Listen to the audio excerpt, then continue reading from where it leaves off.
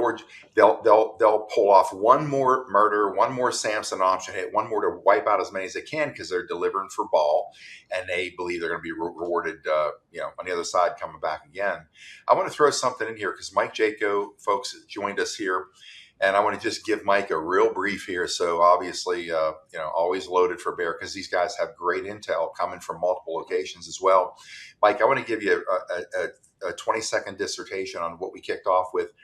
Information I'm getting from one of my intel sources, and this is an intel source, is that we are looking at the possibility Iran has launched a number of these missiles, and it wasn't, or not Iran, but Israel's launched a number of these missiles. It's coming from their direction, not from Iran. 3 F-15 shot down. This is a high-level SEAL commander who's about 70 years old now, who's been brought back by Trump first term to do stuff, and he's still active. And this is one of the I'm getting a second party because won't talk directly to me, but 3 F-15s down, and they said that flyby with the B-2 bomber, the stealth bomber across the Navy ship was to try to boost that morale because they said the guys know what's going on. The commanders are pissed. They get it. That this shit's happening, just like Israel sunk one of our ships in the past to get us into a war. They got everything locked down. We can't learn shit because they blame it on somebody else because they're using the United States and our military to do what they want done all over the world. And so I talked about that. So we're trying to figure out what the possibilities are. We believe in Trump. We believe in the military, and the other militaries doing their job. But there's a landmine field that Trump has to navigate politically in so many ways. But here's something I want to throw out there. This is the conversely. Here's another viewpoint from the same source, because he sees things differently day by day depending on information he gets. And like me, he gets pissed, and you can tell when he's pissed. But here's what came in. It's converse to the other information. Said this.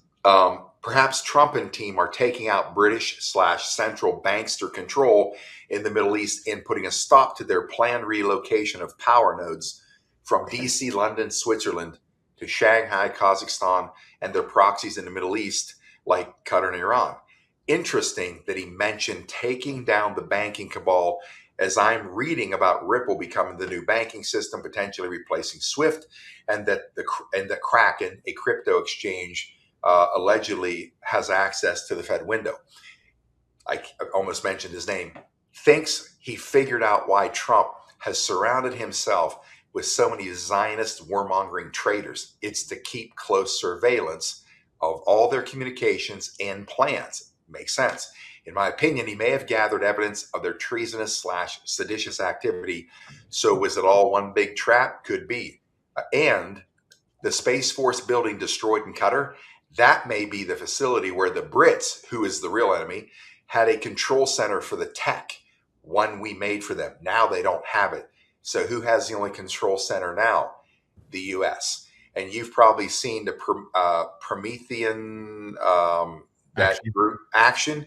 Those ladies, man, they are loaded with 50 years of history of this. All this is the British bullshit.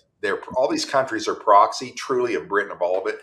And what Trump is doing is orchestrating the diaper removal and ass beating of the British Empire and setting the whole world free. Tell me, that doesn't seem like an accurate assessment here, Mike.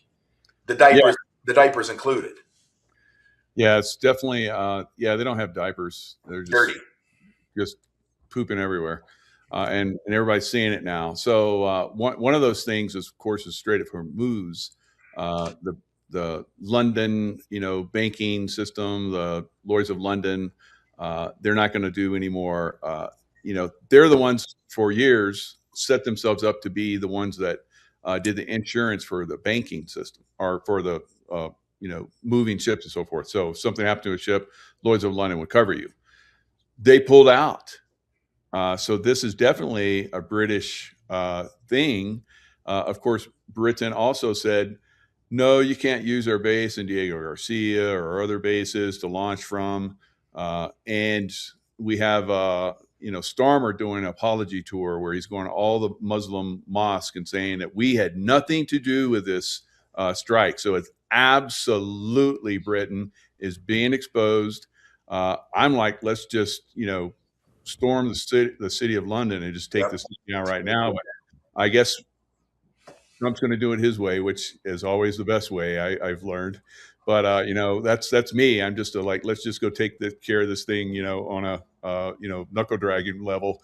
But and that does work. But I think the takedown of the system and the way they're exposing everything is going to be far more reaching. It goes deeper and will be more palatable for everybody in the long run. So yeah, it's absolutely. I mean, we can look at all the wars that have happened. They use Israel as a proxy to basically, do their evil, just like they use China and have used China as a proxy to do their evil. You look at all the guys that went to, Korean War, Vietnam War, Afghanistan, tons of drugs, drug trafficking. Who was behind all that? China. So it is all being exposed. And who controls China? Britain. So who did the opium wars? Britain against China, and now they're using China to do their dirty work for them again. So Trump is like squeezing China at the same time, Cuba at the same time, Mexico at the same time. He's already dealt with Venezuela, and we're going to probably see Brazil get dealt with as well at some point. So there's a lot of work that's going on simultaneously. So it's fantastic. It is, and I think it's exciting. We see this because so many people are so pissed. This should have been done. We want this over with. Just want to, and like Sheila Holmes said to me, and I never forgot it. I said it many times. This isn't about getting it done. It's about getting it right. We have one chance, only one forever to do it right. I never realized, Mike, how big this Leviathan is. Even myself, never even dreamed or imagined how big this thing is.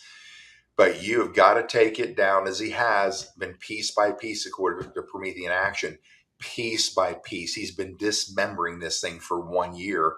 And obviously now this sucker is going to fight back. Action, piece by piece. He's been dismembering this thing for 1 year.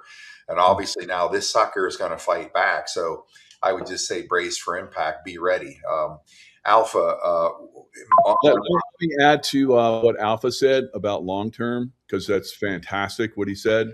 They do think long term. You look at Albert Pike, who 200 years ago predicted World War I, World War II, and World War III.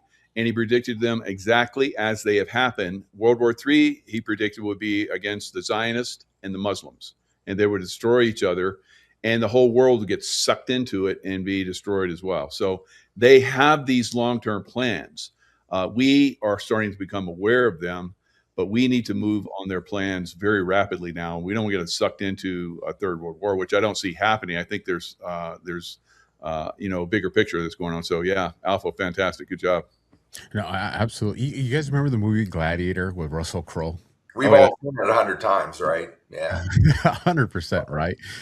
And in towards the end of the movie, in that final fight scene between him and the bad Caesar, right?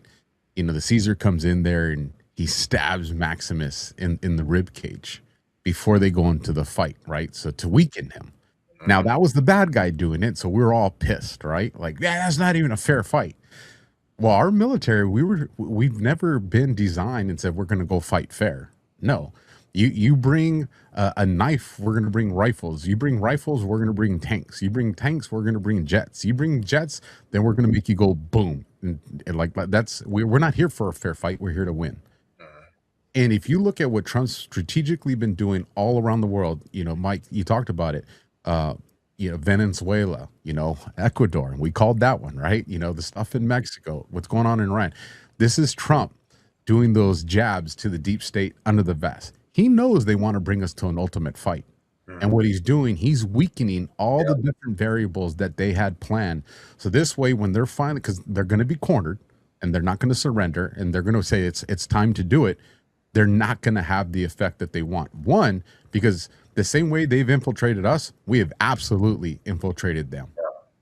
Are there people in Trump's circle that we know are part of that deep state? Yes. But some of those people are also people that we feel that way about them because they were used to infiltrate the deep state. And it's hard to gauge who's who. So where I've positioned myself, based off the information I get from people is, okay, there's the way I felt about certain people, but now let me measure their actions. And one of the easiest ones for us to read on this has been Marco Rubio. You know, not a fan of that guy Me either. at all, at all. Mhm. But as Secretary of State is like, what the heck? This Yep. dude is Leverage. he's taking names. So then you got to pause and be like, okay, so if I believe that about him, maybe the bad guys believe that about him. So did Trump say, hey, you can spend the rest of your life in a gulag, or you're going to come, you know, you're going to get along, you're going to play by our rules now? Definitely a possibility. Yeah. Or was he never bad and he infiltrated the deep state from the very beginning? And now we have to go through the growing pains of doing a reassessment of him. Like, this is the propaganda 5G warfare that's at play right now. But the biggest thing for people to recognize is pay attention to what Trump says, but put more weight on the moves that he's doing, because his moves talk. Yeah, it's like your actions speak so loudly, I can hardly hear what you're saying. Mike, you get a kick out of this. I don't know if you might have interviewed this lady before, but I interviewed, I released it last week, I believe, Dr. Judith Very Baker, Lee Harvey Oswald's lover, when he was taken out. And she's a prodigy. She's like she has 160 IQ, 15 years old, a DOD contractor, high level stuff, like intelligence stuff. And that's how she met him. What I learned through that, if it's all true, and I have no doubt that it is, based on everything we've known about the JFK assassination, Lee Harvey Oswald was an American patriot and a massive hero. This guy was a double agent, Marine Corps sniper. In the intelligence world, he's a double agent. Why was he in Moscow, quote unquote, defected for 3 years? Because he had to gain the trust of the Castro regime, that they had somebody on the inside of the United States leading the charge, you know, pro Castro. And she said, think about it, Scott. And she was with him for these years. She said, think about it. Communism basically was outlawed right back in the 50s. Now, if he defects and lands back on the U.S. in a U.S. airport, they're gonna pick him up, right? They're gonna arrest him. She said, you think they'd leave him out in the open in Louisiana, in New Orleans, handing out pro-Castro flyers out in the middle of the street? They would have arrested him. She said he actually saved JFK's life 3 weeks prior to him being assassinated, because he had gotten word through his channels. They had an operation. They were taking out Kennedy. I think it might have been Chicago, weeks before that. And he was able to get through to their channels and get that information to them, and they changed the schedule or change it. So he basically saved his life. And she also said that he said to her a few weeks before, she's written a couple books. One's called Me and Lee, and there's two other ones, but she's a brilliant, she's in her 80s, very young, 83 maybe. But she was an incredible, you got to have this interview, incredible interview.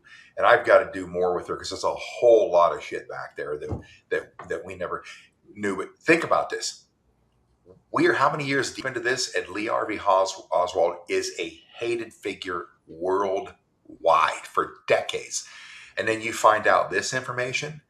And she said he had told her, and again, it was a couple weeks before, that he felt something was off, and they were probably going to try to take him out. So that corroborates everything you just said, Alpha. We have no real idea, not what's necessarily going on, but really what we're dealing with here with this machine of deception and murder and everything. So I think it's the most intriguing, exciting time in this entire war right now, because what we're seeing is a culmination of every vector coming from every direction at this point in space in time for ultimate impact. And I think we are now on the verge of this ultimate impact. You know, one of the things that people have to consider is, you know, to go back to talking about like Hillary and the Obamas, right? Like, we know these people are dark. We know that there's a place down in hell that has their reserve table. Like, these people are that evil. But we also got to understand they're not the top of the totem pole in this evil cabal. Now, you have to ask yourself, well, how do we identify those people? If we know at the mafia level and the cartel level that the main bosses on there don't connect themselves through money, don't connect themselves through email, they don't leave a digital footprint. Like these people are that good, like the top echelons. Then how do you catch them? There's only one way, folks. You have to have a human person that points them out. That's who I talk to. And that human person is only going to be at the very top. There's no one at the bottom that's going to know that. How do we know that that's happening? Here was a huge, huge one that we all just witnessed this past week.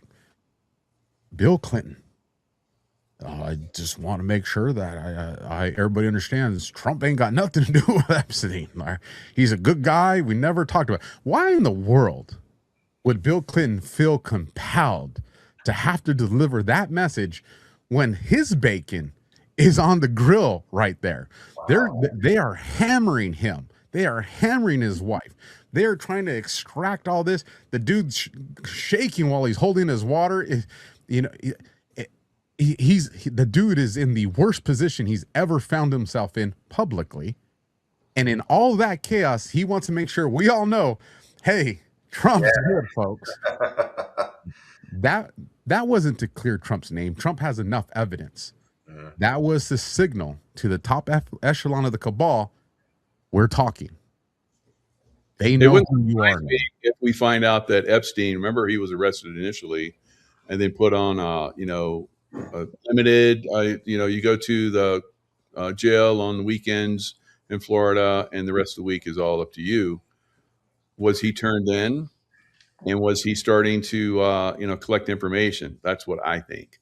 So that could be something that really is, as things start to get disclosed, that could be one of the things we find out. So I said right from the beginning, when they found him in his cell, supposedly committed suicide, I was like, that's not even him.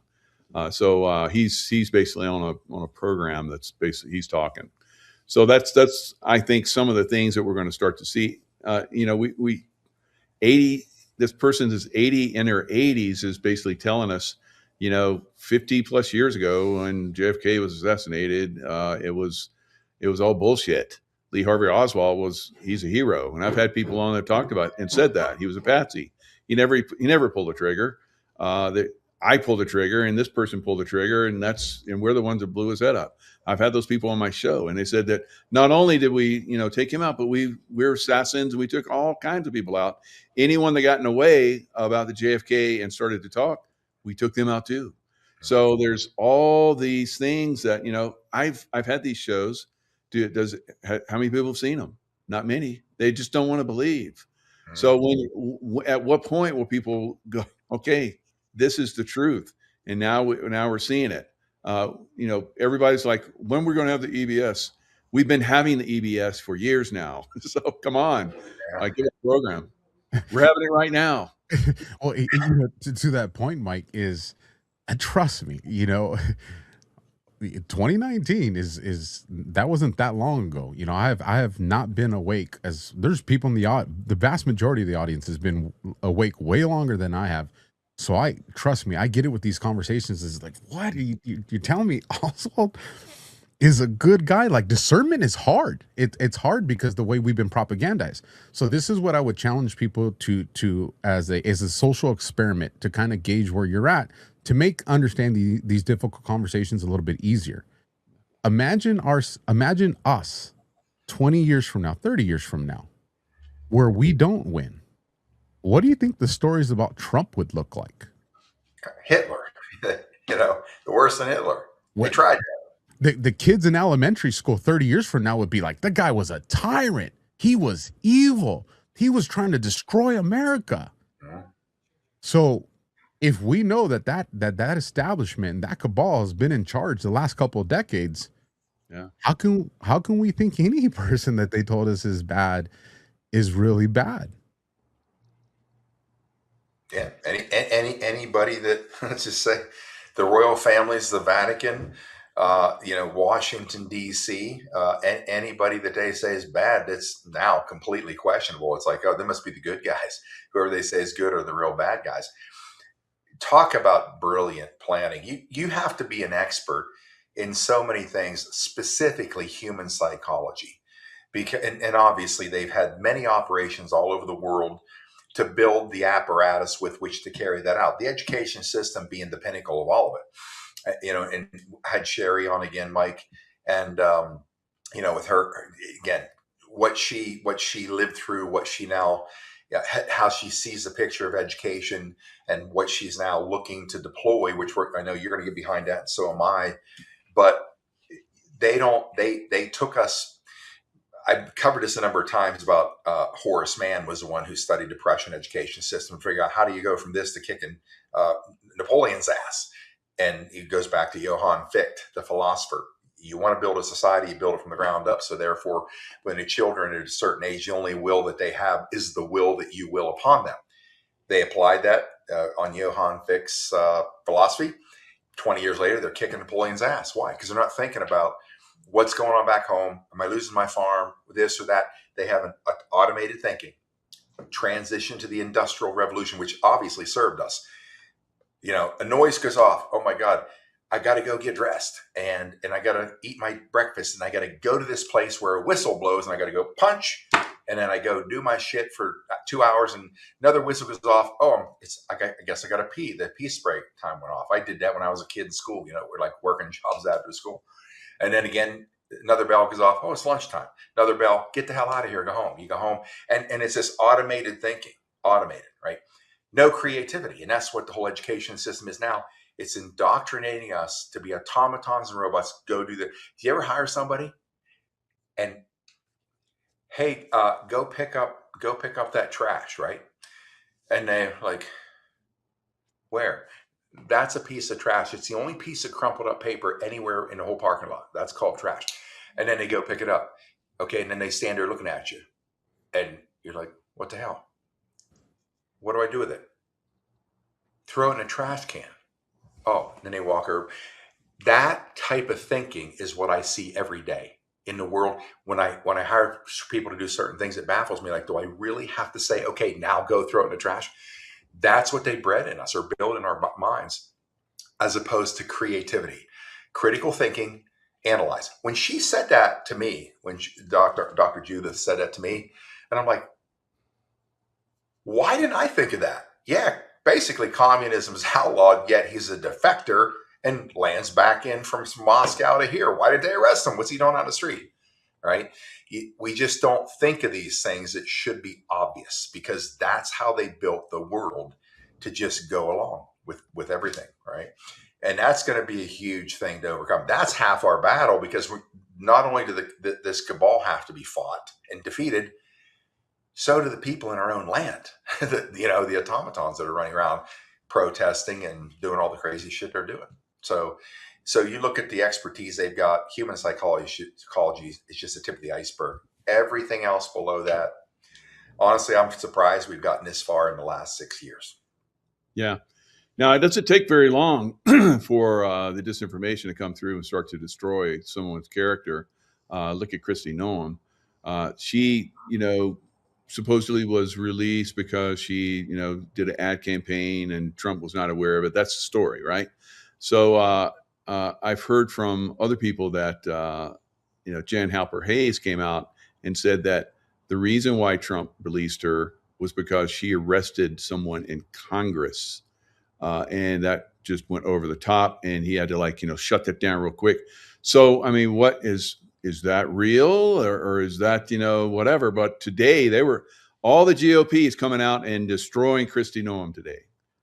So maybe that's true. So when, look at all the stuff she did. I thought she did a fantastic job. So did I. I saw that she was in, Congress and she was having these, they were questioning her and there was like, they're gonna try and ding her up, but she's like bulletproof. And then she can't. And then Trump moved her into something else and put in somebody else in. So what really happened there? Was that the case? Did she basically go off and arrest somebody like Jan Halper Hayes says in Congress? So I guess I have that video waiting for me. So I'll go research that because I'm in show to show. I haven't had time to do all that, but that's something that someone, shared with me. And I'm like, well, I'm not going to put out disinformation about that. I don't know that for sure. But think about that. Why would they come in and destroy her character this quickly? And it just seems a little bit over the top. So like we've talked about, they'll change history and they can change history in a day. Mm-hmm. About a week ago, maybe a little bit longer, give or take a day, I was given some information that there was issues between Holman and Gnome.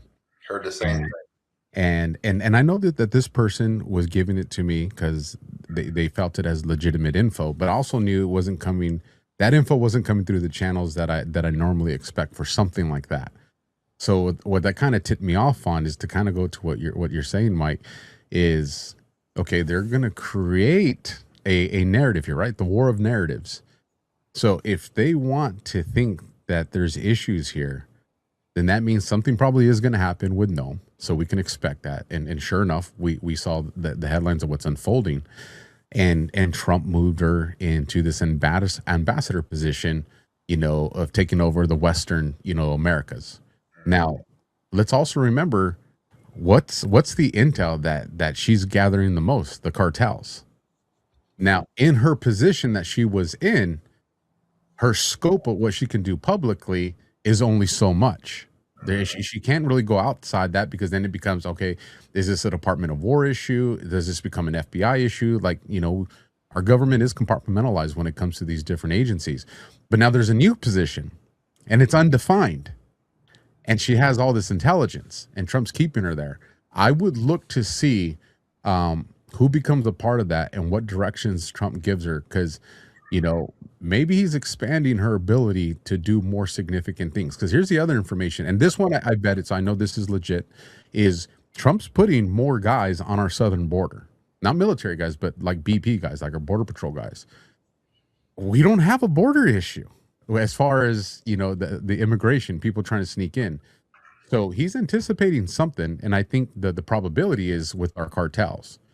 And so I think maybe he's putting. I mean, maybe she did screw the boat on this one. I mean, I'm not going to discount that as a possibility, but I would say maybe she is going to be addressing something from the outside, and Trump needs to create camouflage for her. He's giving her top cover.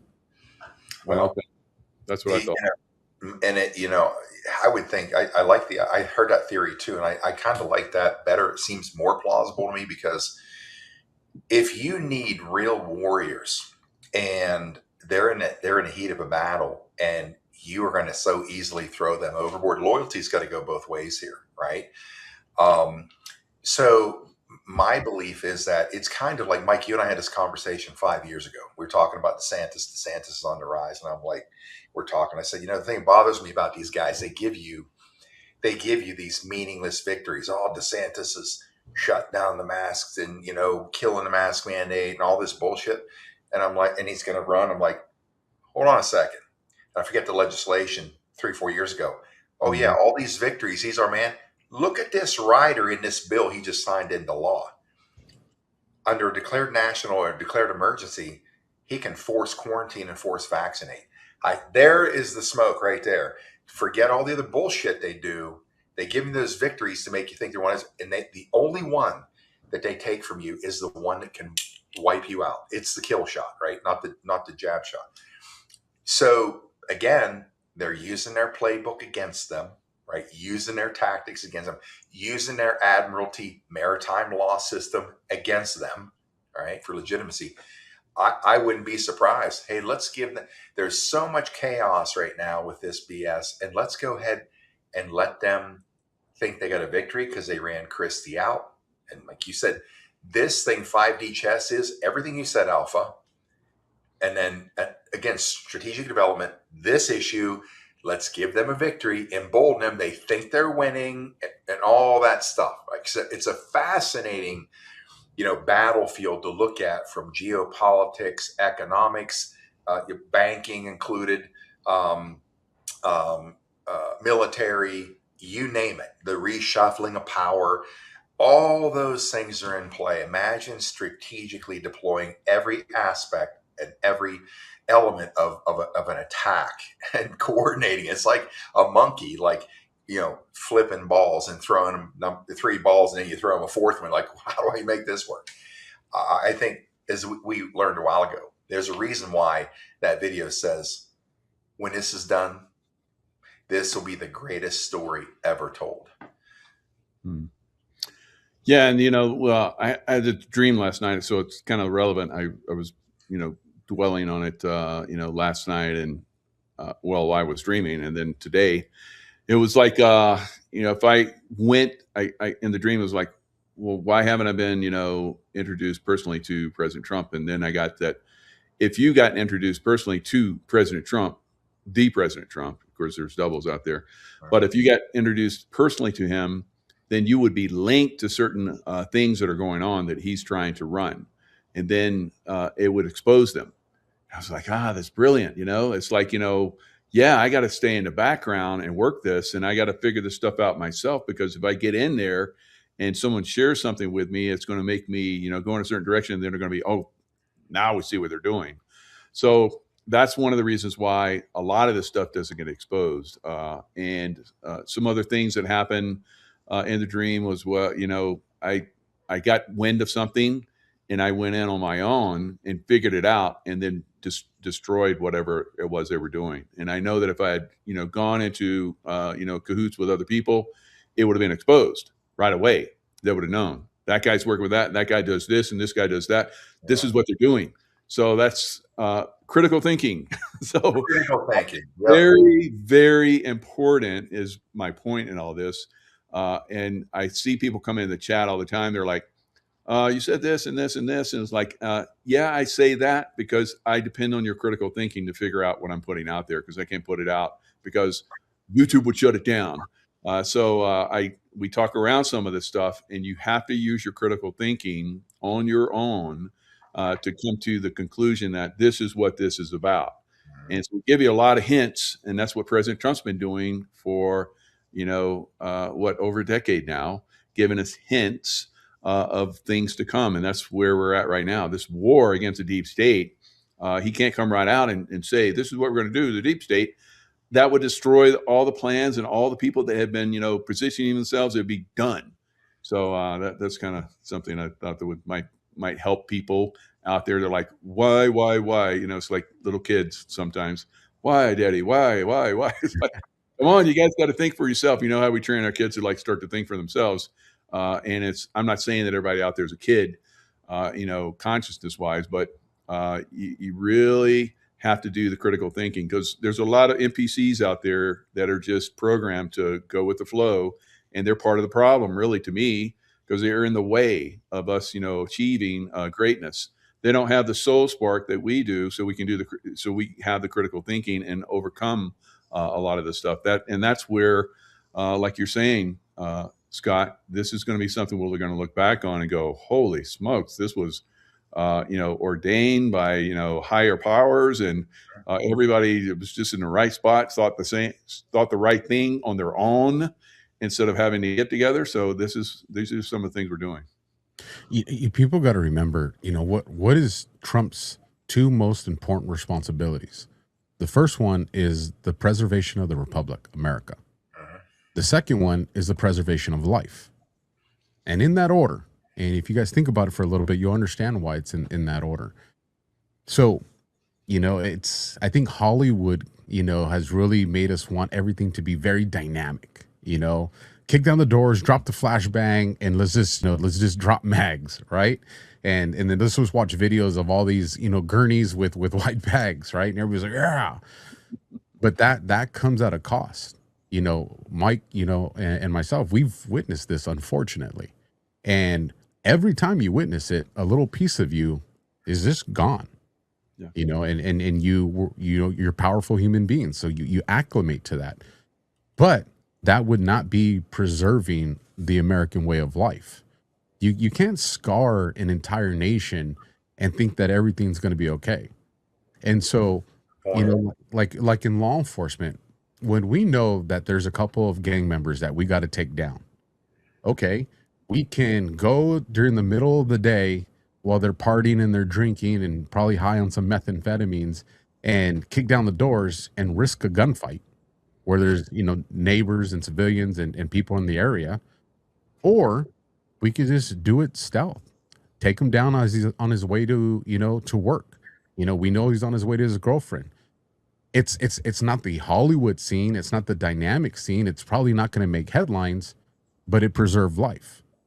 And we got to remember Trump's responsibility is preserve the republic and then the preservation of life.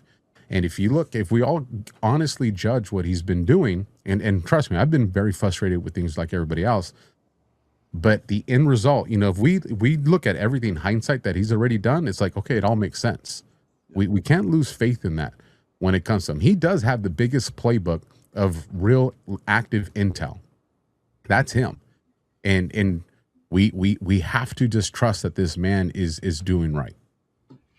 Well, it all comes back to that vibration. If you have the vibration of belief, you see it. It's not hard to see. If you have the vibration of doubt, you're missing all of it. Because your brain is not, it's not aware of things that are happening. That, like Mike, you pick stuff out alpha, you do it like crazy, reading the comms. Trump did this, said this, dropped this. Derek Johnson does that a lot. Pieces stuff together in that way. He sees it because there's a strong vibration of belief. If you have a vibration of doubt, you're not going to see that stuff. And it makes makes you feel like you're wandering in the desert. I've not had that because I believe that comes from a spiritual connection. If you truly believe that the things we were taught about this planet being run by the satanic realm, and if you believe in biblical prophecy, I think a lot of biblical prophecy is just planted by those guys. They'll do it 1,000 years from now. This is what's going to happen. I personally believe, based on all the shit we've learned, because they play the long ball, like you said, Alpha. They engineer that stuff into documents. So 1,000 years later, see, I told you this is going to happen. And then when they go out and make it happen, like they're looking for Armageddon, right? Well, and the excuse is people say, well, it's right there. It's biblical prophecy. It's supposed to happen. Let it happen. Again, I just believe they played the whole game out, from beginning clear to the end of time, 1,000, 2,000, 10,000 years. Don't trust any of that, obviously. And I don't know what the answer is. But if you have that vibration of belief, I think it's something you just feel in your soul. I haven't gotten irritated with Trump, maybe but a couple times, but I've pulled back a minute and I'm like, wait a second. Do you think we win this? You said it a billion times. Yeah. How do I know? I can't give you any empirical data. I can just tell you my soul has been at peace since they stole the election. Believe it or not, since they stole the election.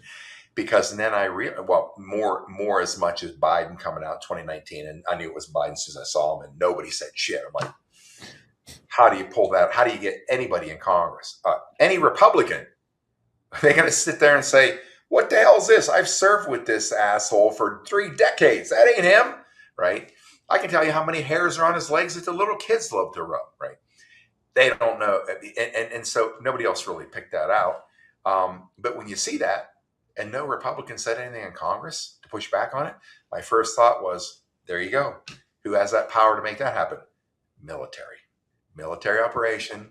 And when I could see that or feel that, I'm like, oh man, this truly is a military op. Otherwise that shit would never happen. Did you guys see it was about an hour and a half to 2 hours before Trump did the State of the Union. You guys see, it was like an 8-second clip of Chuck Schumer. When he came, so about a few hours before the State of the Union, it was Rubio and I want to say Ratcliffe. They went in, for sure Rubio, and I think Ratcliffe was there too, but they went and did an intelligence briefing on Iran to the Gang of Eight. And this was just a few hours. So about an hour and a half to 2 hours before Trump does the State of the Union, Schumer's coming out of that meeting and the media hits him. Now, this is Schumer. We know he hates Trump. He hates MAGA. He hates all of us. They don't ever pass up an opportunity to say that Trump's, whatever it is that he's doing, it's for the wrong reason. And I was blown away for that. I'll look for the clip to see if I can find it for you guys. I saved it in my bookmarks. Schumer comes up and they said, how do you, and he goes, what's going on with Iran is very serious and Trump's going to have to convince America about it. And then he walks away. I was like, wait, did that dude just act like an actual congressman? Like he bypassed that Trump's bombing. He's doing it on his own. He's violating the Wars Act, like all that. And he just said, hey, what's going on there is dangerous. And Trump needs to convince the American people of that. Like I hate Schumer, like, right. But he handled that the way you would expect an opposing politician from the other side to react. So whatever he saw in that meeting, which I absolutely believe is part of this military operation, scared the living bejesus out of him that he dropped whatever script or role he goes by, and he communicated that message to the American people. Like, that's the power that this military operation has. That as much as they think they control the narrative, when they're given something, it's irrefutable. Well, the primaries that just happened in Texas, it seems like we're still in the same bullshit as far as compromised elections and so forth. Greg Abbott won. Are you kidding me? That guy is on the level of the Wisconsin guy or Minnesota guy. So Tim Walz, they should be in a cell together. The fraud that's going to come out on Texas and it's starting to come out is going to be unbelievable. But now he's going to run for office again. Dr. Pete Chambers said that when he's elected, he's going to arrest Abbott. That's what he said. He was going to arrest him. So it sounds to me like, these guys are still playing their little friggin' games with these elections, putting in who they want to put in. And I can't believe that we didn't get an executive order, already start, because the primary is going to give us the shit people to vote on. What do you guys think? I think it's total bullshit. I'll tell you, I'm more convinced, and I'm sure Alpha will back me on this. There is only one hope that this nation has, only one. And I've been talking to Javon Pulitzer about this. We were trying to orchestrate, a mass campaign. I don't look, voter ID, yeah, but I didn't realize this until it was explained to me. You come across the border, as they've done for years. What does our criminal government do? Give them a social security card and a number, which they can take that card and that number and go to virtually any of these states now and get a driver's license. And what are they going to show up to vote with? A driver's license. It is not about voter ID. And Trump did say this in the State of the Union. I'm sitting there leaning in. He said some things, and I'm like, this is bullshit. It needs to be proof of citizenship. Proof of citizen. A driver's license doesn't give you that proof. And then he said it. I'm like, thank God. Now here's the thing. If you go to Twitter, I recommend this. Do it now. Go to Twitter. Type in the search bar. #burn the voter rolls. Burn the voter rolls. Look at that video there. Javon Pulitzer's got 2 of them. So what do? I'm trying to think of the 3 protocol. One of them, of course, is to repost it, and you copy @POTUS and @real Donald Trump. If we have hundreds of thousands of people every day, it shows up in his feed, and he's getting pummeled. Burn the voter rolls. So what we need is, and my belief is why we get to this point where there is a post that I just saw back on the Q drops. It said midterms (push ? Well, that Delta's probably about 6-7 years right now. And I thought the only way we have a fair election, they got to burn all these voter rolls because you have all these illegitimate voters, and they got to have citizenship to vote. We're not there now. I wouldn't be surprised if they've orchestrated the failing of the SAVE Act or not getting it passed. John Thune, I despise him by what I see. I am not certain. I am not convinced that he's not an operator. I'm not convinced either they've got him hung up by his neck and he's tap dancing to keep breathing for them, or that he's been part of this role for a long time. And I do believe it's consistently fluid. I believe as it comes, they look at the playing field, they have the baseline of the strategy. Okay, now here's what we're dealing with. Let's do this. Let's piss off America against both of these guys, both parties. So when they go in there, at whatever point it happens to be, where they start arresting Congress, like a lot of them, or you want to implement NASARA, one of the baselines in NASARA is once they're declaring the enactment, which is already passed, once you're declaring the enactment of NASARA law, there's a number of things have to happen right now. The president is removed from power. The vice president removed from power. All of Congress are disbanded. Military takes full control, because now it's going to be the distribution of obviously the stolen wealth of the planet and recapture and reinstitute the republic. How do you get people to acquiesce to that, not flip out? Well, again, this stuff here pisses people. Congress's approval rating is what, 12%? That's probably the lowest ever in history. There, and this kind of bullshit, there is no greater stage set than to say, we need bumper stickers, 50 million on cars. It says re-elect no one. Like a campaign to re-elect none of these bastards. And I mean state, federal, and local. Because guess what? This country went to shit. Who's in power? Local scumbags, state scumbags, federal. Get rid of all of them. But I'm not convinced John Thune is not doing what he's told. Maybe he's one of the good guys, or maybe he's a shitbag. I personally think he is, because I don't think you get to that position without being one. And I think this stuff is to piss people off. And I think that's what it's going to take for America to accept Trump declare national emergency. We are putting, or not even Trump. Now, I'm going to throw this at you guys and tell me what you think. Not even Trump. Because even if Trump does it, they're going to go nuts. Here's Hitler again, right? They're going to tear the country apart if he does it. I'm going to throw this at you. Let me throw this. I'm setting you up. I want you guys to take this from here. First arrest will send shockwaves. Now, I just saw, I can't think of who the guy was, just had a Twitter post or something, and he's saying Donald Trump has been removed from power secretly. He has been arrested. J.D. Vance is on deck to be the president. They got one on Trump, and he has been arrested. And I thought, come on. And then I pulled back and said, why would a guy like this that has credibility, I can't think of his name, put shit like that out? I thought, oh my God. First arrest will send shockwaves. Trump gets arrested. Whatever they treat, whatever treason, I don't care what it is. J.D. Vance comes in, right? J.D. Vance is president, right? And now people are cheering Trump. Let's say Trump is in prison. He's going to be protected. In prison, and then the military makes their move, whether it's almost immediately or months down the road, to take down this criminal government. And they can't say Trump is doing it. It ain't Trump. He's in jail, because Trump's to be isolated from this, because they can't use him as a battering ram. Who knows? We've seen crazy shit happen, but I wouldn't be surprised if because I keep thinking, who is the first arrest? First arrest sends shockwaves. First, so the quote from Q is actually, first indictment unsealed will trigger mass population awakening. First arrest will verify action and confirm future direction.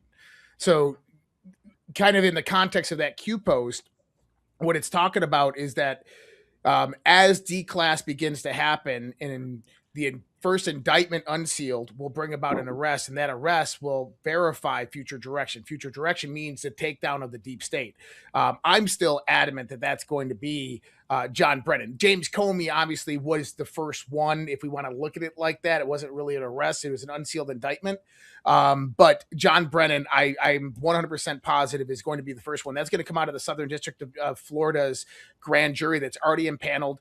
2 weeks ago, not even 2 weeks ago, a week and a half ago, they just subpoenaed a bunch of transcripts from the U.S. Senate pertaining to John Brennan's 2016, 2017, and 2018 testimony under oath, which is interesting because it's outside of the statute of limitations. So why would the grand jury want that? Well, when you start talking about a RICO case and you start talking about perjury, that becomes relevant. And so John Brennan is really got his days numbered right now. And Susan Rice was also subpoenaed under that grand jury. And so if you want to look at it also, is we just found out yesterday that the FISA court was hacked, that the FBI's FISA computer that has all of the records of who has active FISA warrants on them was hacked. Now, they're claiming it was China, but I'm telling you right now, it was absolutely these deep state actors, because this is my guess of what happened. Is you have Susan Rice and you have John Brennan that are in the grand jury, and they're getting the 460 minute. Yeah, damn right we are. So say it ain't so. Say it ain't so. That's right. But so you have them go in for questioning from the U.S. attorney, and they start asking questions, and John Brennan and Susan Rice are probably going, how did they know that? Who in our groups are compromised? So then what do? They form some action going out there, hacking the FISA court, blaming it on China through proxy IP addressing, and they try to find out who is got the active FISA warrants to where they are basically compromised. That's what I think is going on with this whole context. And I think that I know I've been saying it, 2 weeks, 3 weeks, a month. Trump's timing is impeccable. And we have to understand that Trump is going to choose the correct timing to bring all of this about. And what I really think is happening, and this is why I don't think Trump is scared about the midterm elections at all, is that all of this is culminating with various portions of D-class coming out. You got to remember, there was a PSYOP ran directly on the left right after the 2024 election.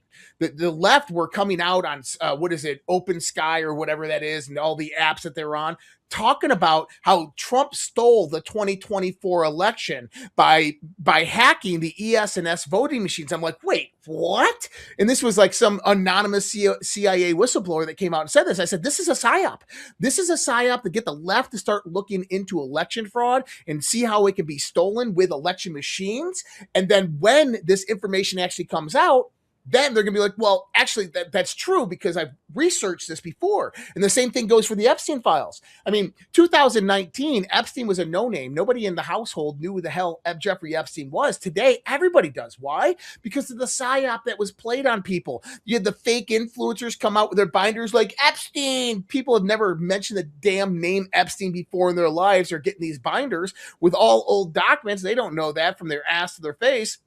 A few weeks later, you have Elon Musk come out and say Trump is in the Epstein files. The left loses their shit. What happens after the left loses their shit? They begin researching Jeffrey Epstein. They begin going out there. It's talked about in The View. It's talked about in the mainstream media. And this becomes a household name. But not only that, as the left begins going out there and seeing the atrocities of what Epstein was doing, the people associated and affiliated with Jeffrey Epstein, to when the first tranche of information comes out, no mention of Trump, they go out there and they say, hey, we want that information released. They get a bill in Congress, bipartisan support. Almost everybody in Congress approves it. Trump signs it. You get millions of documents that flood out there, and they compromise world leaders. They compromise world power brokers, politicians, financiers of politicians. But not only that, is Donald Trump comes out a few weeks ago and says, these Democrats and their donors are implicated by the Epstein files. Well, that's interesting because I've gone through a bunch of the Epstein files and I haven't really seen anything about Democrats and their donors.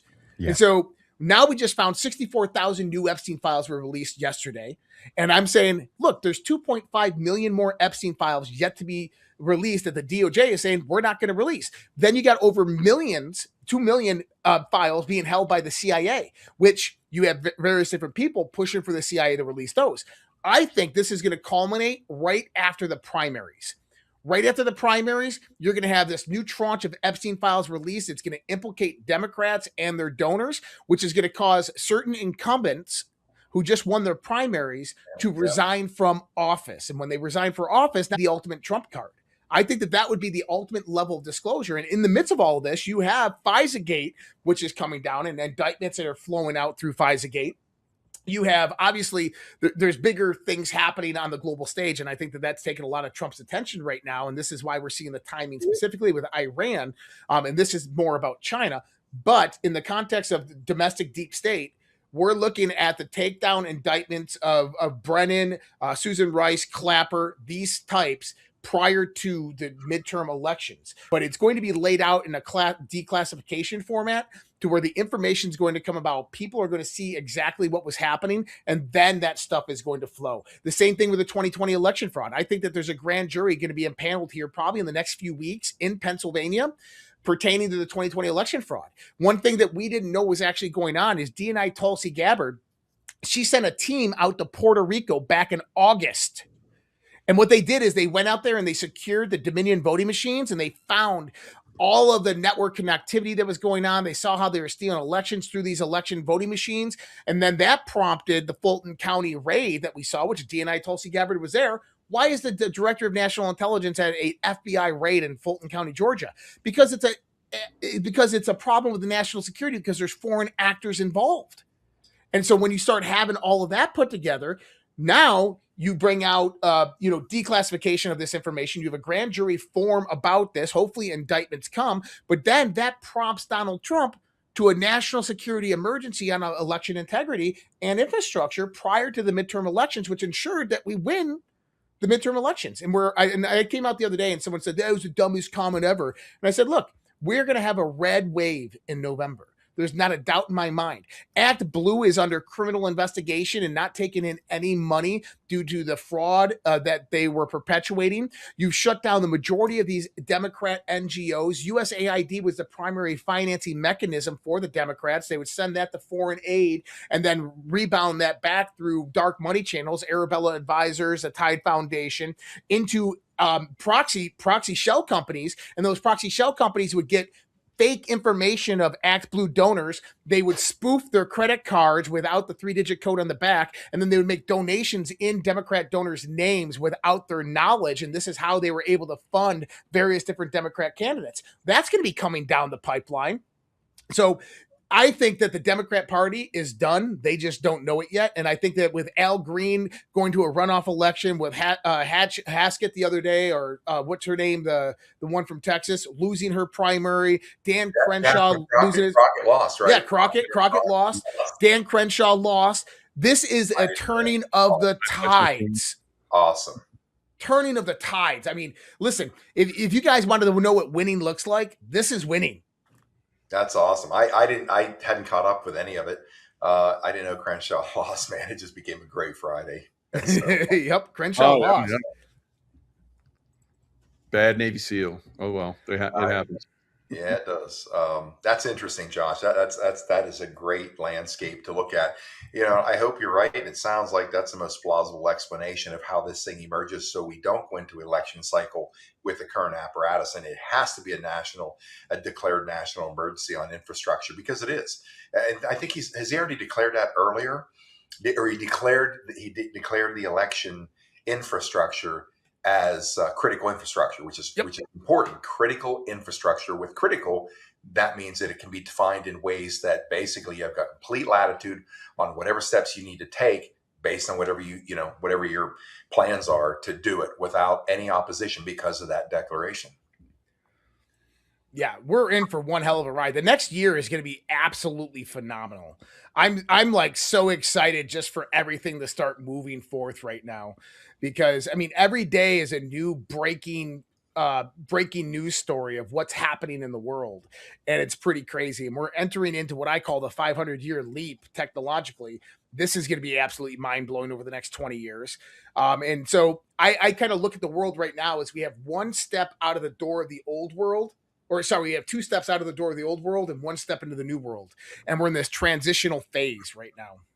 Well, here's something I think, and whether we return to, an asset-backed currency, something's coming up on our 250th anniversary. Maybe July 4th is about something like that. But I don't know if you guys have been watching U.S. Debt Clock. We've done a couple shows with these folks that call themselves the Royal House of We the People. Jim McCrank, they call him Cranker. Ana Marins, who I think you might know her in Brazil. Mike, I'm not sure. Ana Marins, Brazilian, and Mike Likens. They're doing great shows, and they've been studying the debt clock for like a year. And man, there are bombs all over that debt clock. I'll show you real quick. Here's some of the bombs they dropped. Look at this. This stuff like this here. These things are dropping all the time. Silver, the Achilles heel of the fiat money system. And there's stuff they're showing on many levels about silver. In fact, we did a show. In fact, I'll scroll down here. Look at this right here.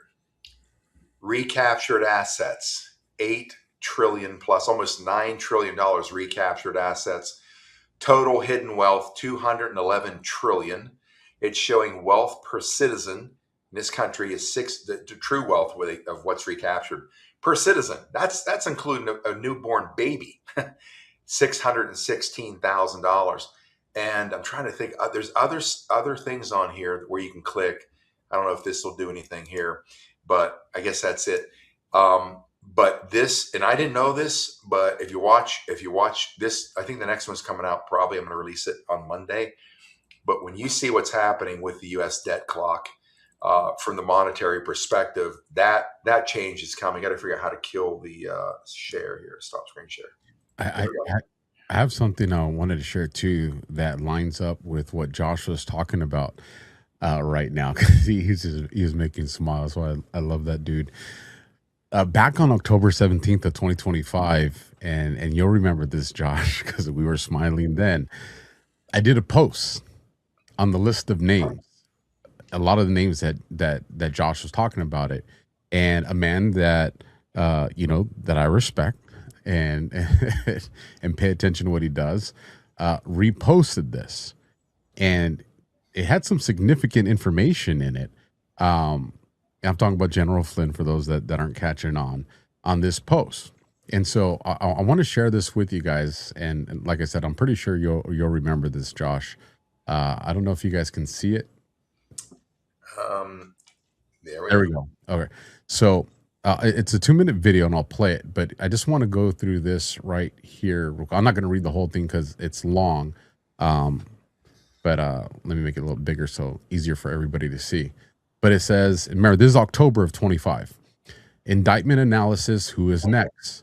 Comey, Bolton, the first dominoes have fallen, but this time the counterstrike has a general. They came after General Michael Flynn with crossfire razor. They tried to end his career, his honor, his oath, but history has a savage sense of irony.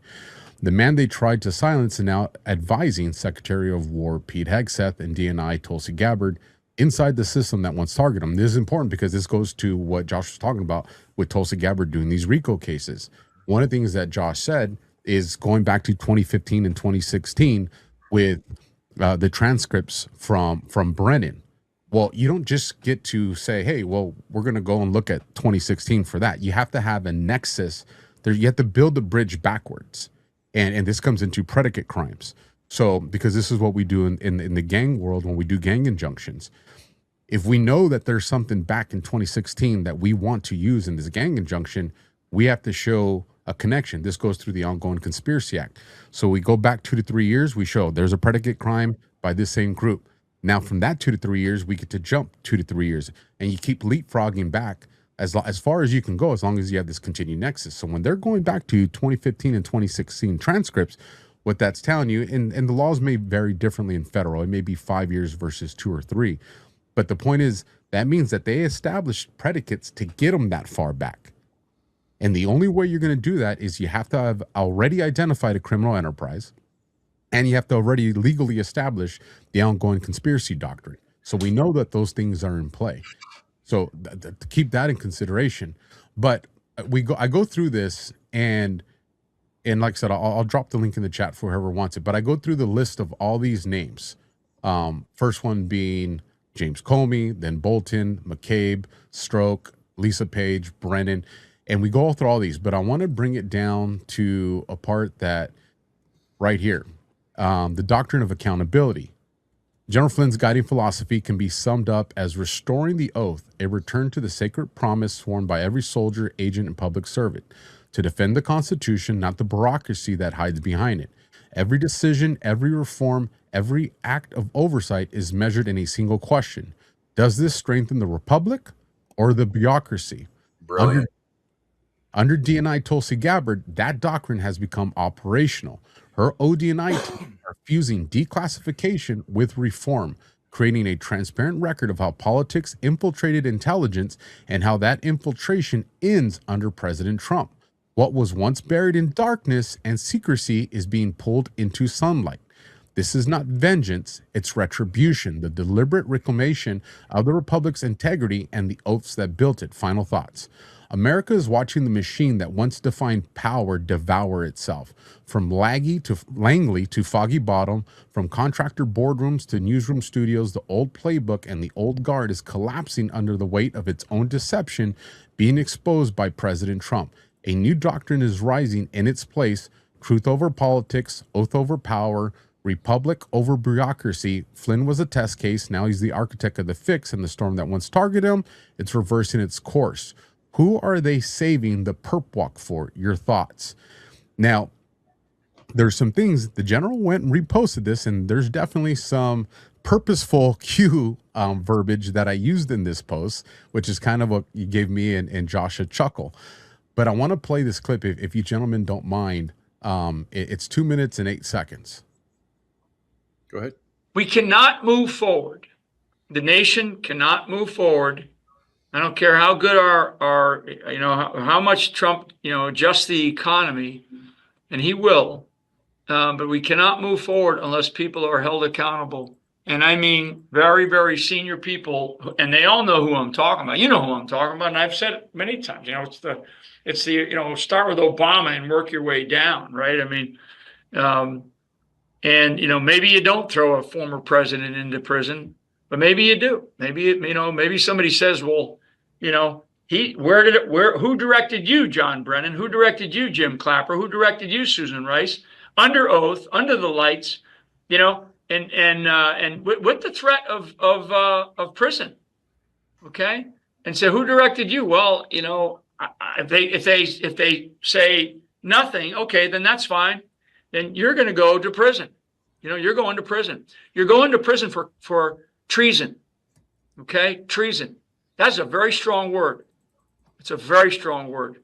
And like all these pardons, right? These pardons, the only thing that can't overcome a pardon is treason, is the commitment of treason. I mean, I get called a traitor all the time.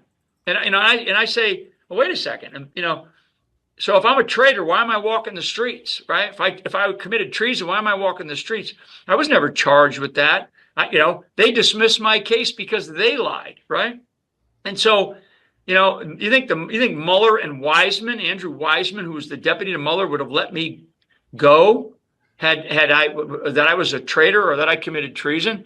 The treason was committed against me as not just Mike Flynn, an Army general, but the national security advisor by a duly elected president of the United States. The income or the outgoing administration under Barack H. Obama committed treason. They committed a conspiracy to undermine a duly elected president, and it hasn't stopped. So what he's articulating there is the criminal enterprise. You go to this person, Brennan, who ordered you to do this? Who ordered you to do this? What he's describing is the criminal enterprise. And what he says at the tail end of that conversation is this was a conspiracy to undermine the president. What he's telling you guys there is RICO. This is RICO that's being played out. And I'll give it back to you guys here. Judge Janine just put out a comment. I think it was yesterday or the day before. People were saying, hey, well, the auto pin, it's not getting charged. It's not. And she came out and she made this comment on her X post. We cannot talk about ongoing investigations. And this is what we have been screaming for so long. And this is what's been weaponized against this administration. They're calling Pam Bondi to testify. And I'm curious to how she's going to navigate this, because if they say, why haven't you released these documents? There's only 3 reasons documents can't get released. It's a victim, it's a minor, or it's a part of an ongoing investigation. No, national security. National security. Now, with that being the case, well, we know the victims and the minors get redacted. So then the only other reason is these ongoing investigations. Now, she can't comment to that, but she also can't lie. So how that unfolds when she goes to testify is going to be very interesting. Does she come out and just say, we can't comment on investigations that are unfolding? Because if she does why was the FBI on Epstein's Island 2 days ago? I'm telling you, something is going to happen either at that testimony or immediately following, because she can't lie. She's gonna be under penalty of perjury. Well, and here's a prime example. She can't lie. Kristi Noem was just fired for lying to Congress last week. Thank goodness, because I can't stand the bitch. But she was fired because she lied and misappropriated funds and lied to the Senate about it. And then Trump was asked the question. He's like, I don't know anything about that. And that also shows something about the White House, that Kristi Noem probably asked the executive, hey, this is what we want to do. We want to increase our budget from $215 to $385 for this whole campaign that we're doing. And Susie Wiles is like, sure, go ahead and do it. And never told Trump. I'm glad you went there, because I like Kristi Noem. But me and Josh, we differ on a couple of these actors. I like Kristi Noem. She lied if she created the information that she testified to. But if somebody, and you named the name right there, Josh, if somebody told her that she had authority, because what's going to happen now? Kristi knows people are going to be reaching out to Trump and being like, no, you told me I could. And Trump's going to be like, I never told you that. I didn't even know about it. Now you got to figure out who told her. Well, Right. and then top of that, there's a few other parts of this. So we know that Susie Wiles is going to be leaving this year. We just don't know when. But do you know who was in the White House today with Susie Wiles and Donald Trump? I do not know this. Condoleezza Rice. Why? Wait a minute. Wait a minute. What?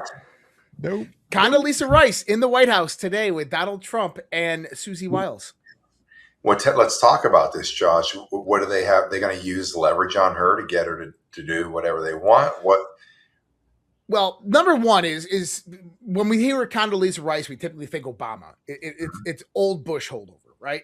The woman, by the way, highly educated, incredibly smart in the sense, Rhodes Scholar, if that means anything. Anybody knows Cecil Rhodes? She's an incredible expert on Russia from top to bottom. Not only Russia, but the Middle East. Oh, Middle East. Yep. And so my idea here, and I don't know if I'm right on this, Trump has some backfilling positions to do. One of those is his national security advisor. And the other is going to be Susie Wiles when she leaves. I think that Condoleezza Rice is potentially being looked at for one of those positions. I will quit. Well, the one thing about Condoleezza Rice is she's not a globalist. So I'm not supporting her, but I'm saying she's not a globalist. She was never a globalist. I had a back and forth with one of her CIA guys. This goes back all the way to the meetings she was having at the time surrounding 9/11. I'll quit, man. Just throw the papers up. That's it. I'll give you a ride home. But if there's one thing that we've seen, I mean, you got to remember, you got people like Scott Bassett and Lutnick. Lutnick was obviously associated with September 11th and Epstein. You got Bassett, who worked in the belly of the beast at the London bankers. Trump has turned these people, and he's utilizing their skill sets to our benefit, to the American people's benefit. So my thoughts well, did Condoleezza, come in and say, hey, I'm happy to tell you everything you need to know about September 11th because I was in the administration during that, and I can tell you what Dick Cheney was doing. I can tell you what George Bush was doing. I can tell you all of this stuff, and I'm willing to testify in a classified hearing about all of this. And if you need my help, I'm happy to help. And, I think Trump has an angle of how he's playing everybody. Let me offer you another angle here, Josh. And this goes back to some of the things that we used to do in gangs. We know that there's a gang member, and we know that within the gang, they look at these people a certain way. Yep. So we'll bring them in, say, hey, you can come in with your attorney. We can go to your house, or you can come in. We need to talk to you about this car that people are saying that you stole. And we know it's BS. It's a BS story. The guy knows he didn't do it. So he's going to come in with a lot of confidence, right? But it has nothing to do with what we're going to question him on. What it has to do with is our gang guy that's out in the field with the other gang members that's like, listen, you all need to tell us about this homicide. We're not going to talk. You might not be talking. Somebody in this gang's talking. So you want to get caught in the dark, you get caught in the dark. Ain't no one in our gang talking. And then that's when our guy in the field says, well, that's funny because, gangster Joe Smith is at the police department right now. So now what happens, the phones start, and we're monitoring all this stuff. We have search warrants on all these devices. We're tracking it. All of a sudden, hey, what's so-and-so doing? Or hey, are you snitching? So now this guy comes back. Nah, man, I wasn't snitching. They called me in there for some stolen car thing. They ain't buying that. They're like, no, bro, you were in there when they were hitting us up about this Disruption. So now put this in the perception of Condoleezza Rice, knowing her extensions. Yeah. They see her go into that office with Susie Wiles and Trump, and it's like, what was she in there for? That creates conversation on the wire. Oh, it does. I knew some guys that were basically her protective detail, and they all spoke super highly of her. And then when I was, doing the Vassar Brimmer detail in the early, late 2002, 2003, it wasn't Bush Jr. that came in and did the conversation with Brimmer. It was Condoleezza Rice, and she was rock solid. And so I got a different view of her. I've heard a lot of different things, so I'm open. If she's bad, she's bad. I mean, there's a lot of people out there who look good, but who knows? Maybe she isn't bad. maybe there's a lot of things that I think we throw into an umbrella and we call bad simply because of associations. true. And the thing is Trump would know best. Yeah. Yeah, all these guys are vetted by the military. Anybody stepping into a role, they've been completely vetted, and they're not stepping into a role, in my opinion, that close to the White House to do bad things. Not against the operation. I couldn't imagine. I think sometimes people get Condoleezza and Susan Rice cross wires there. So Susan Rice, no way. Condoleezza, that's an acceptable possibility to me. Not Susan Rice, though. Yeah.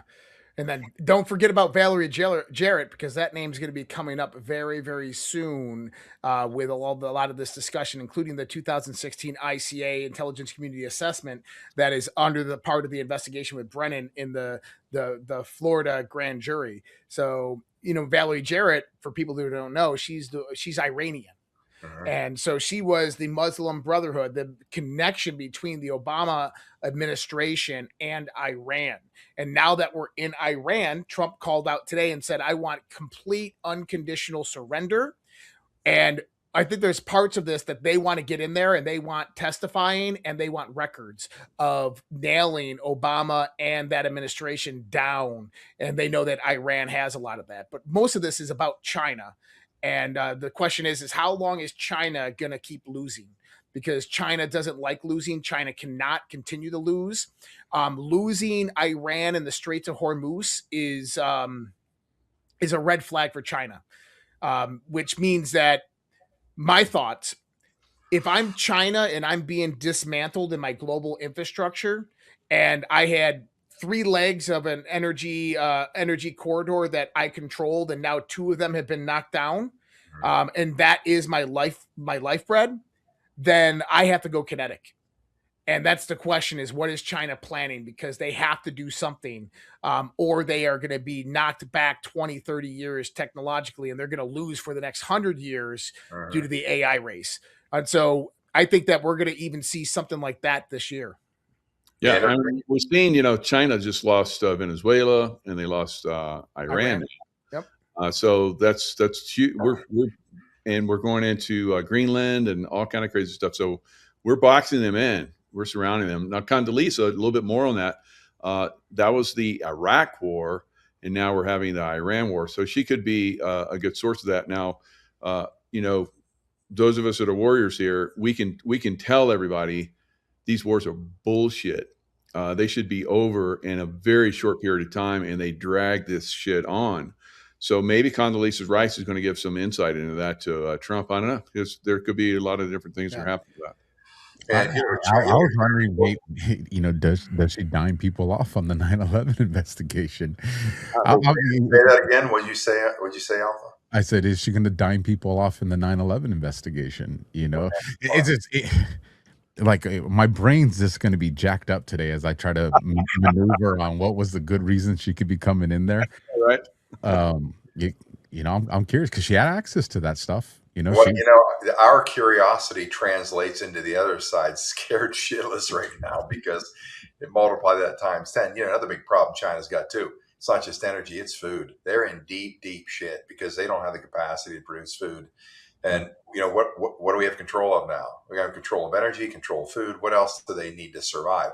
Not only that, they're a collapsing country. I worked with a guy named Don Ashlock. His family, he was the founder of the Head Foundation. This is going back 15 years. Asia Health Economic and Development Foundation, where his family is multi-generational missionaries in India, and they were setting up medical infrastructure throughout India. At least that's what a head was tasked for. And what I found interesting, in the work we did with him, is learning why India is so important to the future. Because let's just in the capacity of healthcare specifically, what you come to realize is that we have these graying societies. We've got the baby boom generation here in the U.S. This block's massive. It's 46 to 64. It's massive. And then the following generations are very small, right? So when you're looking at the Social Security thing, obviously there's not enough people working to help these people up here to finance their life. What's worse isn't the medical care. It's not because of the cost. you don't have, let's just talk about US. Let's go to the global scene. The one child policy in China has left them with a massively graying society. It's going to be dying off in the next 20 to 25 years. So if you have dirt cheap medical care in the world, there's not enough medical providers on the planet just for two countries, this country and China. India, on the other hand, has 600 million people under the age. Now it would be about roughly back 10, 15 years ago, it's 25. So those 600 million people now in that country under the age of, say, 35. Their greatest, and I think fully 1/3 of all people that go through any type of medical type training in the US, if I'm not mistaken, back then was from India. India, their greatest export in the world is going to be human capital. So that's why they were setting up this medical infrastructure all throughout India, or tasked to do that, because the education needs to be done. And they're going to be the healthcare providers in the current system we have. They'd be the healthcare providers of the world. Now, obviously, the med type technologies are going to, the capacity kind of eliminates that, but it's going to take a lot of catch up time. But the Chinese are forked because, again, when you have a collapsing population in that nation, it's devastating. China's not our threat, I don't believe, in 20 years, or maybe 25 or less. I don't think they're our threat, because they're going to be dying off like crazy.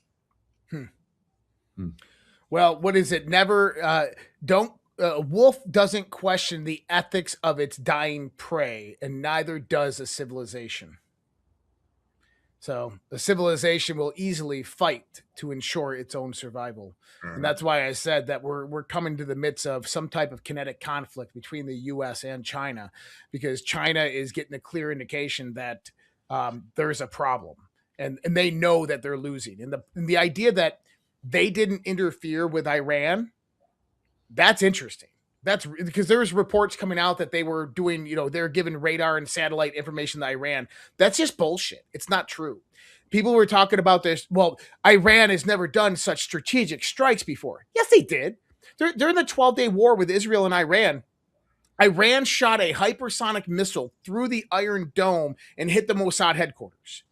The reason people are saying that they didn't do strategic strikes in Israel during the 12-day war is because Iran was hitting schools, restaurants, and just random apartment buildings. You want to know why? Because that's where Israel is hiding military and intelligence complexes underneath them. Every damn strike that Iran did was strategic. So they're like, well, there's no way Iran could make these strategic strikes in in Saudi Arabia and Dubai. Yeah, there is. And their foreign minister actually proved it, that they're independent and isolated factions of their military that have no communication whatsoever, because they've been cut off from the chain of command, because this was a decapitation event, that are operating with old intelligence, and that's why they're hitting targets that have no assets in them. And so it's kind of interesting right now. We are watching Iran kind of falter away. And I said this a year ago. I said, look, if we ever went to Iran, it'll be a decapitation event. It'll be over within a few weeks. It'll be over in 24 hours. They just wouldn't know about it. And with the missile technology, people are saying, well, they have 5,000 missiles. And I'm like, yeah, but you don't understand how the U.S. military operates through feint attacks. And what you do is you allow Iran to shoot off ballistic missiles. So you go in and make your primary attack. You take out command and control. You take out the various different silos that the location is. Now they bring out these heavy diesel ballistic missile launchers. They're looking at 25 to 50 miles from Silo Depot, right? From the missile depot. So 25 to 50 miles from Silo Depot, they take these launchers, which they only have 350 of them. They launch a ballistic missile, and everything was just caught by satellite intelligence. And so now we go back, we go look at it, we find that launcher, we go send a freaking bomber in there. It takes that launcher out there, then we rewind the satellite data and find out where its origin came from. Now we send a B-2 in there with some bunker busters, and every missile that Iran shoots, they're losing dozens to hundreds of missiles every single missile they shoot. And guess what? I just reposted this because Jesse Waters just posted it and said Iran's missiles went to be shooting hundreds a day a week ago to 8 today. And the reason is because we've depleted their inventory by just this feint attack. Watching them launch a ballistic missile, we go out there, we take out the launcher, which they only have 300 of them, and then we go out there and we take out the missile silo with dozens, if not hundreds of missiles. So that 5,000 missiles, it doesn't mean shit. And then you got these other pundits that are on freaking X and on Fox News and all this shit. Man, where do they get these people? These military strategists who've never served a day in the military in their life. And they're sitting there talking about the U.S. military armaments are depleted. You had some dude that's like a nationwide bestseller the other day talking about, oh, I'm very scared that they're waiting for the United States to deplete their arsenal. We depleted over hundreds and hundreds of Tomahawk missiles in Ukraine. We never sent any Tomahawk missiles to Ukraine, you putz. And then he's on there telling people we're going to run out of missiles and armaments. And I'm like, dude, do you understand how the U.S. military strategy does this? We go in there and we use out of position long range bombers to go in and take out command and control missile infrastructure. And then we go in with stand in assets, helicopters and jets to take out strategic precision strikes, which you can do thousands a day. And we already have obtained these objectives within less than a week and a half. Iran is completely neutralized. Anybody who wants to argue with that, I will do that all day long. I mean, number one is Donald Trump said it today. I will only accept unconditional surrender. Okay? That means that the clergy, the new Ayatollah, the mullahs, they're gone. They're done. They're just going to keep on bombing them until they're all dead. The idea that the Supreme Ayatollah came out and called for the fatwa for the jihad, oh, this is interesting because guess what happened? Nothing. You know, the Shiite Muslims are a very, very small section of all Muslims in the Middle East, primarily all Sunni. And you have the jihad that was called for. But here's the thing. Hezbollah was decapitated 2 years ago by Israel. And when they were decapitated, guess what? They were also infiltrated. This is why half of Hezbollah has been disarmed in Lebanon just recently, a few days ago. And they laid down their arms and said they're not going to defend Iran. Then you have Hamas, which is not going to defend Iran. So what you have is you have Muslims in the Middle East going, I'm done. I'm not going to go do a jihad. Forget about this stuff. Iran, you're on your own because we just watched the United States of America absolutely annihilate you, and we don't want that for ourselves. And the people of Iran, they don't stand with the mullahs or the Ayatollah. So we are going to see the regime change fully capable here in the next 3 months in Iran. That's going to be a strategic strike directly to China. That's going to progress to global stage because what's going to happen next, and I'm calling this shit right now. People want to listen and write this one down. Within 6 to 12 months, Russia is going to form some type of cooperation agreement with the United States of America, and they're going to go back on the dollar settlement system. They're going to start doing energy exploration in the Arctic with the United States, and they'll even start military drilling with the United States of America. But they're going to take Odessa in Ukraine first, which is going to end the Ukraine war. Yep. And tell me how you interpret this. So you had, I think it was yesterday, the day before, where China ordered they ceased the exports of the refineries. What's this? How's that tied to Iran? Because I know you got something on this. So China ceased all of their imports from refineries into China. So basically, I'm going to for you right now. Yeah. And what you have to remember is when we start talking about energy dominance or AI has three primary components. It has energy, it has data, and it has computational power. Well, interesting enough, blockchain has those three things. That's why Donald Trump wants the United States to be the blockchain capital of the world, because those three things provide an ancillary backbone to artificial intelligence, which then becomes national security. But when you start talking about rare earth minerals and metals, other resources and energy, there's two ideas here. Number one is excavation of those resources, and then the transit and transportation of those. So you have around the world what's known as energy corridors. Taiwan, Iran, Strait to Hormuz, Straits of Taiwan, and then the Panama Canal. These are the three primary corridors for energy distribution globally. We already control the Panama Canal, and we already control the Strait of Taiwan, and now we're about to control the Strait of Hormuz. And so China, I think what they're doing is because of the aggression that's happening right now in the Straits of Hormuz, they called off all of their exports that they have refineries operating in the Middle East. They don't want those ships to get blown up leaving that area. So they're just going to the open market to go buy, which I think is probably a strategy that nobody's even talking about with Donald Trump, of what he's doing with China, isolating them through energy, is that by taking out Venezuela, what happened? China's buying Venezuelan oil through the United States right now. So we control the energy corridor and we control the energy period. Next, you have Iran. So they were getting 80% of Iran's oil. So China was getting about 27% of their oil from Iran at 30%, 30% of retail price. Okay. Now, what happens when that switches off? Well, now they're forced back onto the global markets. Where are they going to go? They're going to UAE, Qatar, Saudi Arabia. Well, what happens when those countries also have defense cooperation agreements and defense alliance agreements with the United States of America, and a war breaks out between the United States and China? Well, we have to enforce those proxy sanctions on China for energy, and they can't last more than 100 days. So it's game, set, match right now for China. They already lost and they don't know it. Iran already lost and they don't know it. Trump has already won, and he knows it. So Bloomberg reported 2 days ago, China tells top refiners to halt diesel and gasoline exports. Out of China? Out of China.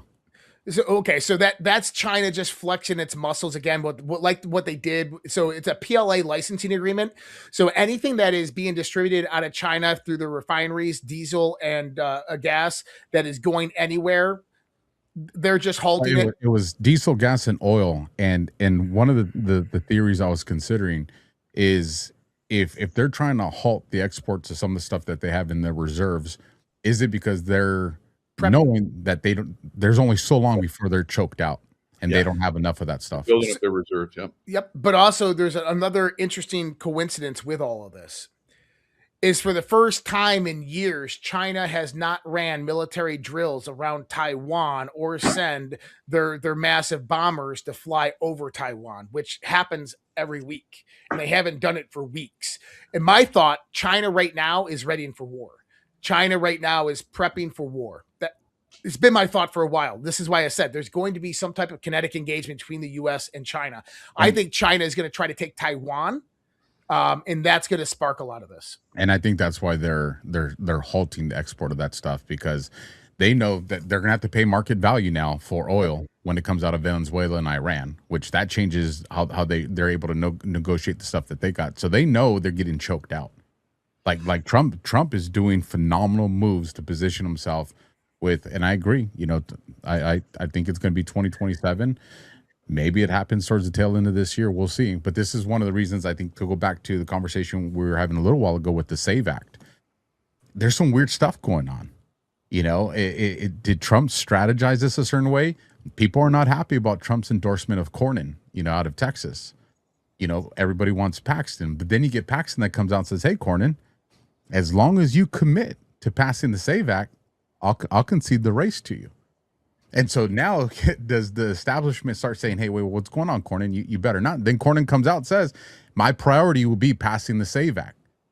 So, this is throwing people off like, well, this doesn't make sense. Why he's establishment. He can't support that.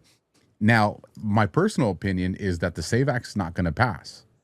And that's going to create, the court of public opinion that's going to support Trump when he ends up signing an executive order on how we're going to handle the elections.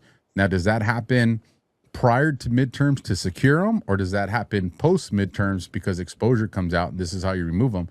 But I think this is how you're going to see our elections are going to shift. Is it before or is it after? I'm 50-50 on that one, man. I just don't know. Well, the baseline is it has to be public opinion. They can't. Nothing can be done by appearance of just force or brute measures. It has to be backed by the people. And one thing about China, as you guys were talking through this, there's also one dynamic that only Trump can probably think up, or probably the intelligence world. I caught this today. It came up. A guy named Amsgold reveals shocking text messages that Iranian soldiers are receiving on their phones from the U.S. military. Now, you guys heard this. Play it for the audience because the Chinese soldiers are going to get this too. Here's what he says. Sorry, I gotta get the volume up. it's played a little bit earlier, so I killed it. Here's what he's saying. Iranian militias are getting the text messages straight to their phones. Your weapons are worthless against our airstrikes. Your commanders sold you out. They're hiding in luxury, pocketing the cash they stole, while you and your families get nothing but graves. Oh my God! Imagine that. Imagine the demoralization that's happening instantly. Why that works is they're very emotional. They keep the Muslims very emotional so that they can use them. So that's perfect to use that, because they're going to get very emotional about that, and they're not going to want to play anymore. So wow, he hacked their TVs, man. That was Did you see that? He hacked their freaking TVs. I didn't know. What happened? What happened? Of course he did. So the speech that he gave, they dubbed it over in Farsi, and then they hacked the Iranian TV network and played it for the Iranian people. Like I before coming on this show, I interviewed these two Iranian women. One of them, her name's Moni. She's the one that was doing the YMCA Trump dance that went viral. So I brought them on to do a recording, and they're talking about the Persian people are ecstatic for what Trump is doing. They're like, Americans need to understand the majority of Iran is not Muslim. Like nobody knows that. You know that, Alpha? Few people. I didn't even realize that, but the majority are Christians in Iran. I did not know that. Yeah, so I think it's like 60% Christian. Holy crap! That is a shock. That's an earthquake, man. And by the way, I got to throw this out there. They treat Christians better in Iran than they do in Israel. This is a whole subject we got to get on soon, Josh, because this is gonna look. You've got the religious right, the Christian right in the United States is headed for a sledgehammer to the skull on all of this shit. Deservedly so. Yep. I mean, honestly, we've all been programmed. But look, there's nothing more important. I don't think in anybody's world or our lives in this country than this right here. That's why this thing is 49 years old. I've had this for 49 years. This is my original Bible. Nice. But at the end of the day, as I said, and I started challenging it 5 or 6 years ago, thinking I'd drive away all my Christian friends. And I still have wonderful Christian friends that think differently than I do, but we're still friends, But right now, you got to realize that is an indoctrination, enslavement operation to do what they did to that Bible. It's like they always mix in a lot of truth with a few lies, and those lies are a derailed system. So, in Islam is just an extension of that. I mean, exactly. Islam is just the next generation of that indoctrination and of that control mechanism. Whether it was Peter or Muhammad, I think they're both full of shit. I'd like to go to church with you sometime. That'd be a great post church conversation. Have a cup of coffee or beers. I don't know which. Yeah, let's go to church and let's get in a fight. Let's kick some ass. Let's go. Well, gentlemen, we're a little over the 2-hour mark. They say that the mind can absorb what the ass can endure, and mine only got half a cheek to work with here. So, honestly, I could go with you guys all night, because I know the audience loves it too. It's a Friday night, got 2,700 plus people on a Friday night hanging out with you guys. So, folks, we're going to continue now that we are in the true evolution of what we've been waiting for. We're going to continue doing maybe we get a bi-weekly or with these fellas, and if it's hot, we'll bring something out every week and say, okay, what's going on today? Because this is us getting to live our best history of our lives right here, right now. All of us, everybody watching, man, this is a battle for Earth and a battle for humanity, and we're winning big time. And it's just a lot of fun to watch how this thing's being fought. So thank you, gentlemen, for what you've done on the battlefield, what you've done on this battlefield, the spiritual battlefield information. You guys you've delivered a massive service, not just to the nation, but the whole world. A lot of people are focused on how you guys see things, because you've been at this one respect or another, militarily specifically, for a very long time. So it's a pleasure to always have you guys here, and we all get to learn from you guys. So thanks much, and mad love for you for all you guys from the audience out there. They're on it all the time. They love watching you guys together. So thanks for coming on tonight. 100%. America wins. Guys. Yeah, America wins. We all win. humanity wins. So we'll call that, folks, tonight a wrap. And on behalf of the Warriors here, Tomahawk, myself, we will say Patriot Street Fighter out. Take care, guys.